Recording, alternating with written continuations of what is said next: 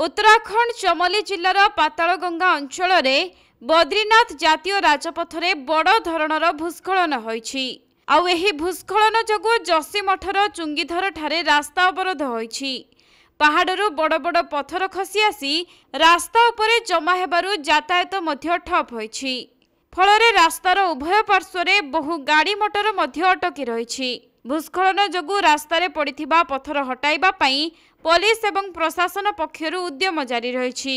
तेबे एथिरे कोनोसी लोकंकर किछि क्षयक्षति होई नथिबा जना पड़िछि। गत किछि दिन हेला उत्तराखंड रे प्रबल वर्षा लागि रहिछि, जेउथि पई विभिन्न स्थान रे पहाड़रू अतडा धसुछि। सेपटे जोशीमठ बद्रीनाथ हाईवे को मध्य बंद करने को पड़ी। उत्तराखंड रे वर्षा जगु जनजीवन अस्तव्यस्त होई पड़िथिबा बेले अन्यपटे नदीर जलस्तर मध्य वृद्धि पाइछि।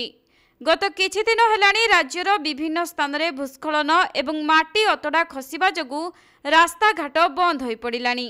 प्रबल वर्षा आहुरी समस्या बढ़ाई पारे बोली अनुमान करी पाणीपाग विभाग सतर्क सूचना जारी करिछि।